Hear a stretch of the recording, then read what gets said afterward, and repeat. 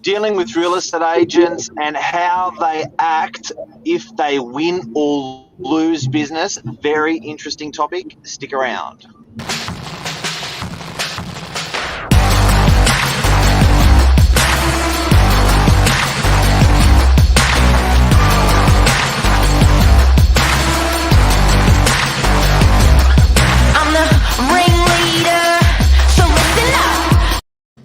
Good morning, everyone. Welcome to Morning Minutes, episode 378. My name is Michael Berger-Mark, Novak. You're judged in the hard times more so than in the good times. And I think as real estate agents, a lot of people can relate to very well. When you win business, the feeling.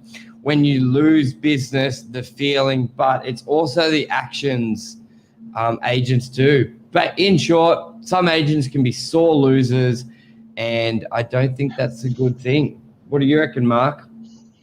Well, what's made you talk about this topic today, Mr. Bergio?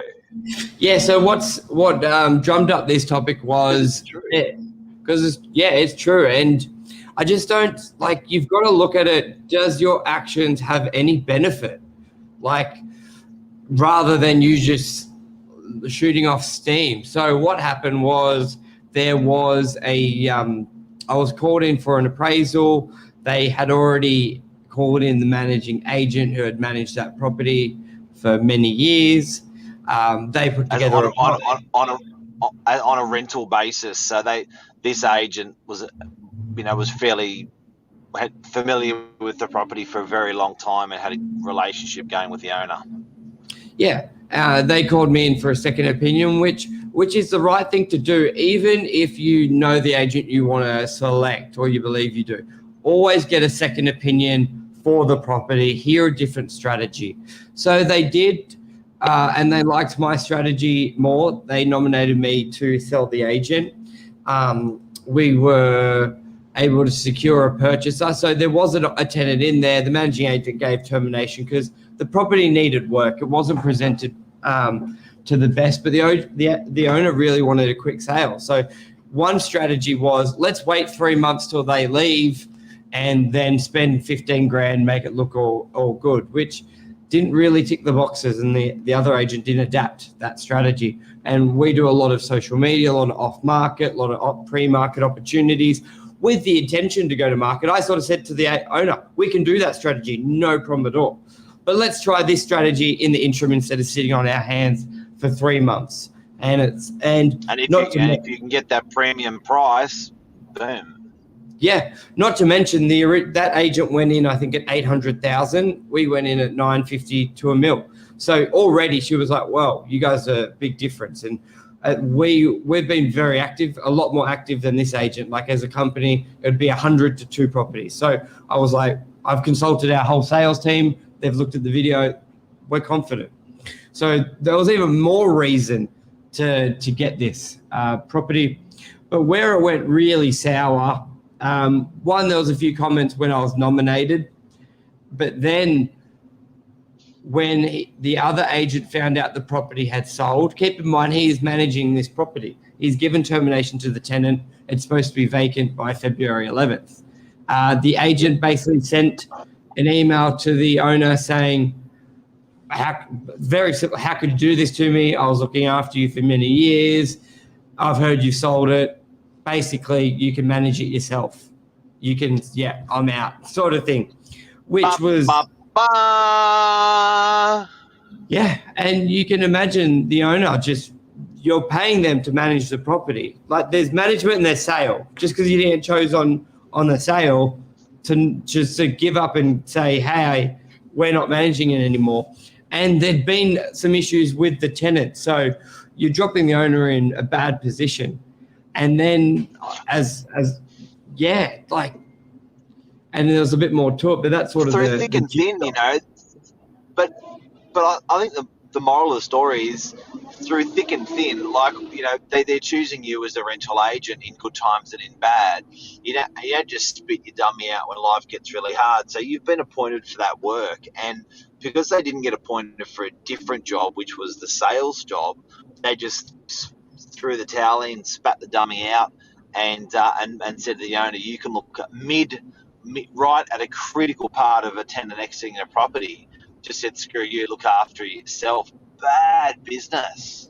And then tried to blame the owner, like you didn't list it with me, you didn't communicate.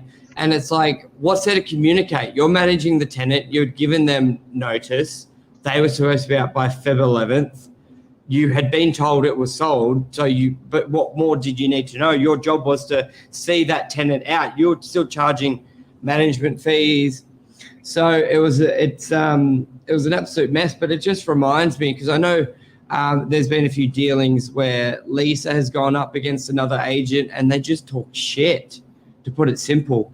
And I never see it going well. I never hear an owner saying, oh, yeah, the person I was going to meet is a piece of shit. I will go to you. Like, it doesn't happen. I just don't see the wins there. I don't know. If you're going to lose the business, and I've got to tell you, like, and there's a couple of reasons why people don't actually end up selling.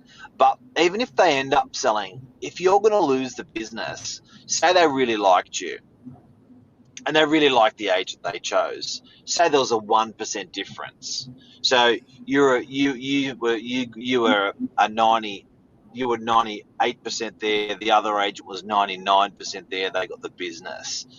Like, to be the agent that didn't get the business and just call up the client and fucking grill the client, and like, it's different if it's competitive, saying, look, I just can't understand why you've made that decision. There are compelling reasons why you should have done it. Do you understand? May I explain? If you haven't lost the business. But if the person's actually signed, like, one of the things I've always said is, look, so I can improve my future presentations I do with clients, what were the things that actually made you helped you with the decision to choose the other agent? Because they are the things I'd like to sharpen up on. And it was actually a genuine question, not a tactical question, but a genuine question. Then I would say, right. And then when I went in up against that agent or any agent, I had my blade sharpened. Second thing I say when I lose business, and believe it or not, Michael, I do lose business, Jake.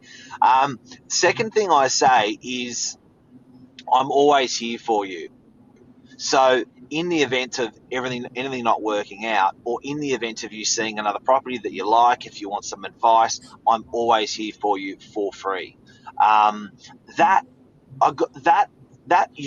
tenant goes away. Hey, good morning, Emma. Good morning, Tony. That tenant goes away. Sorry, that owner goes away going, what a good loser. Handled it well. That was awkward, and they took away from the awkwardness from me, and they asked how they can improve themselves, and they are there for me. I as an owner have not burnt the bridge with Mark. We're still okay. So if I see a property I want to buy, with Mark, I can still ring Mark, right? Now, the flip side is what we're talking about today. Is this agent will go off the Richter at the client. The client says, like, screw you. Now, next time their friend wants to sell, they're going to go get Mark through and get blah blah through. Two good agents. You're actually, you've killed that. And everyone's going to ask that person who just sold, how'd your agent go?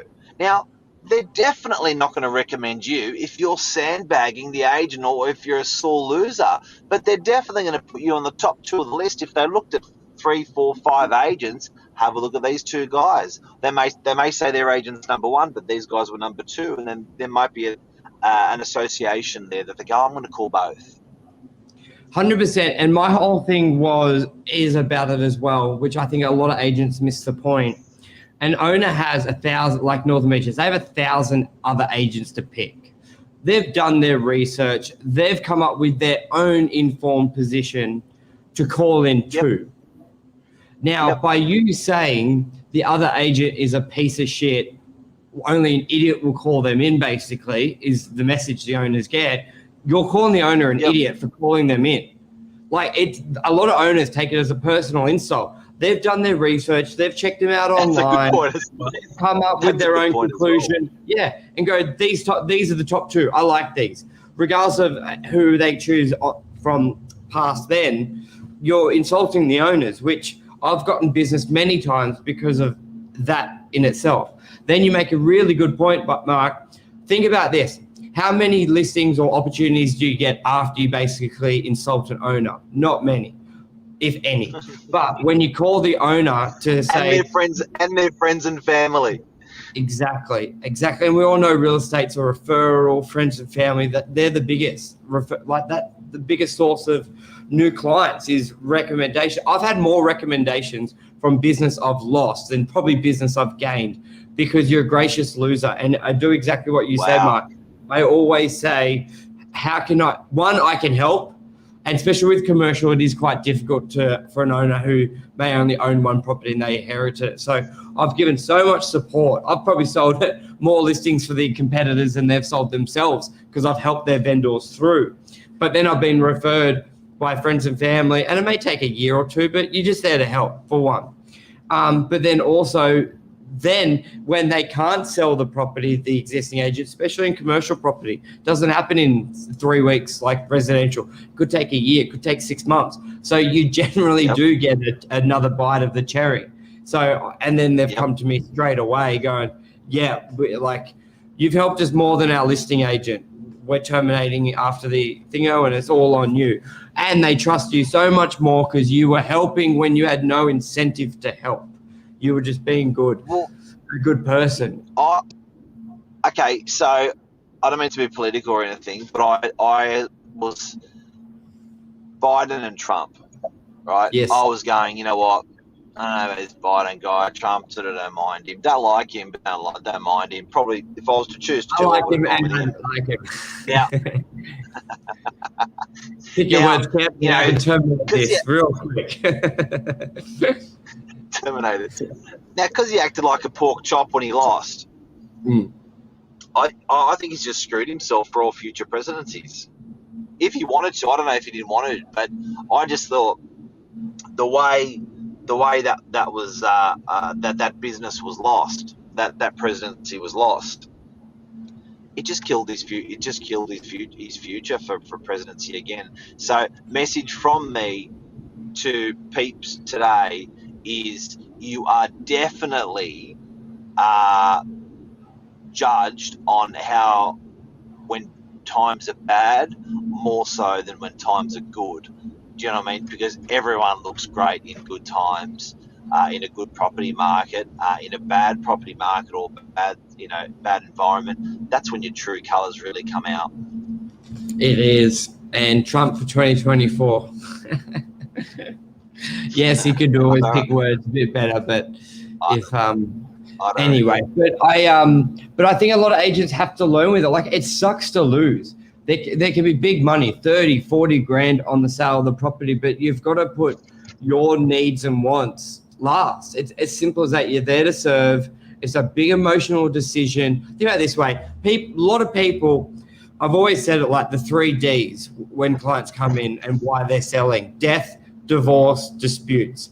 Is a lot of the time, I reckon 80%, think of a lot of time when you're selling a property, if you get to that motivation, it's generally one of them for at least 80%. Sometimes you get the great example of I'm upsizing, life is good, but a lot of the time it is a death, a divorce, and dispute.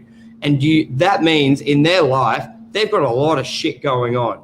Do you really think they need a real estate agent in their ear bickering about the choice they made when they could have just got a divorce, a loved one? It's the worst timing for it. I totally agree with what Mark said. It's okay to call and say, what could I have done better? And a lot of time they'll tell you it with that way and offer the line of support through the sale. Most of the time, and I think if you ask the question the right way with the right tone, I reckon all the time they'll actually say to me, look, hey, these are the reasons why, and thank you, and we really appreciate your time, and I like Tony's all good advice and recommendation. Let's talk about retirement villages tomorrow, because there's a lot happening Northern Beaches. There's many different structures to buying them. Some I like, and some I think if you've got kids and want to leave them $1, don't go down that path. That's a really good topic. Yeah, there's a couple of hooks. There's a